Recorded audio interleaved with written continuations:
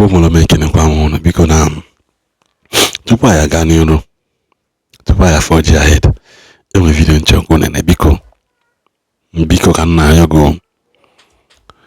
This video is from Prophet Ebel Boma. Abone Maria, go and do your research on Facebook about him, Instagram. All this man is illusion. Can work the latest one about him now, so that you will go and investigate. All this man is illusion. Searching what alago nyabiko. That they should give you number what alago nyabia. That in here he will give you to take care of him. Guya Ogu Oyanang, and he will be praying for him. We only wait 2 weeks that he will come back to his feet. That no we have what alago naro. That na obu no biaro n'oge. The thing you need be small until onyo anya. So Oluro 1 week Chinwatalago family now contacted him. So he took up Chinwatalago and was keeping him somewhere in Abuja until Chinwatalago recover. Now as I'm talking to you now, Chinwatalago is healthy and fine, better than before. Go and do your findings.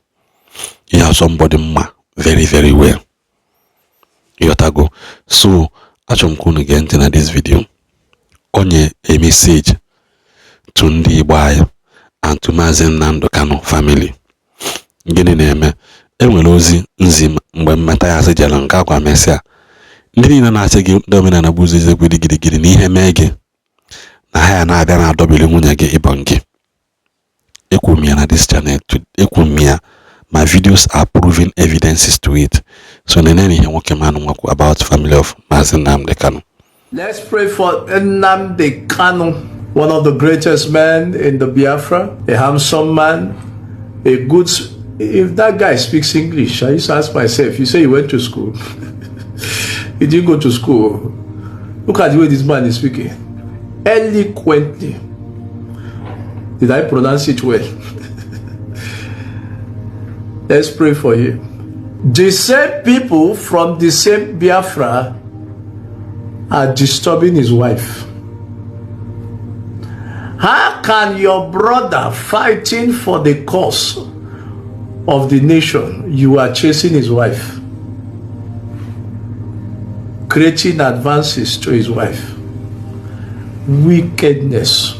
Pray for God to hold that woman. Who is killing you is your own brother. Your brother is fighting for freedom. You are fighting to take his wife secretly. May God give her the strength to overcome. It's not easy. It's not easy. I'm going to mean this again. Yes. I'm going to hear what I did. Ona kama ekwu a ka ikwetere ihe okwu. Mana let us be diplomatic here. Kaime gini kairi diplomatic in ihe akita.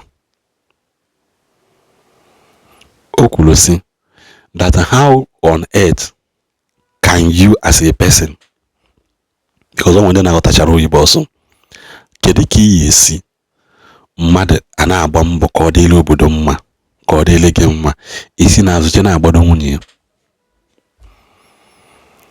isi na azụ. I don't know, are you understanding what I'm saying? Mazi Nnamdi Kanu no na nka na n'ime go na-eme ihe niile ọ na-eme, and another Igbo person feel no nwere ọkwa no nwere class na-eje agbado Mazi Nnamdi Kanu. That was what this man of God is saying. Oyo si no oyo awful no yoku. Muna gina abu today and when I muna gina abu and I don't know the kind of prominent people that watches my video, but to our level now. Afunu be Mazi Nnamdi Kanu anya, afunu be munye, amarom kode, amarom ko ebe habi, amarom ya in person, mfugodi ana muza, amarom onyo. Mana, who are those people that are going around? Naja idi na munye Mazi Nnamdi Kanu. Unana kwa abambo kadie pata. He said mention of no kwa Ndigbo ahụkwa are the same people na make question na Mazi Nnamdi Kanu. So does it mean that na unu na azọ nwunye ya azọ unu doluba nwunye ya ibongi? Hapozi ya die ba akadi nwa so that unu fozi ya hunu yeme. asịkana nka njụ dịsa ajụjụ. So plan unu ka unu dalụ nwunye Mazi Nnamdi Kanu selikoba mana dị n'ụlọ na-ajụzi kedu the kind of the level of wickedness batazi ndị Igbo anyị n'ime na a married woman, young girls ọgwụgwọ na street, ụmụazị ahụ na-apụ ọkụ kịta ha agwụgwọ, ụmụazị dị single agwụgwọ, wee bụrụzie nke nwunye Mazi Nnamdi Kanu si hapụgoro na ọ bụ nwunye Mazi Nnamdi Kanu, nwaanyị nọ na di. Egwu na-atụkwado unu, asị m ka njọ, egwu na-atụkwado some of you. So the agenda kịta bụzi ka unu mago ịdalụ nwunye mmadụ na-akwọli ka ebe di ya na n'ọzọ. That has been the plan all along. Ka unu wuo nwoke na-arịzi ya nwunye ya. Ị na-ajụ akwa onye a na-eme ha kịta tụm echi ọpụta ọsị gị, hey, tomato galala ọnụ n'ahịa 5,000 anaghịzi eji mmadụ esi ofe, hey, bag of rice nọzikwa 100,000, hey, eji m igote engine oil na moto ọ na jen na 20,000 30,000. mana ichefuzie that you yourself nọ in a better position to speak and to confront that and to kasie nwaanyị obi metabikwa ebe na-asụ Igbo kasie nwaanyị obi. Ịdị busy na-achọ ise nwaanyị bụ gị,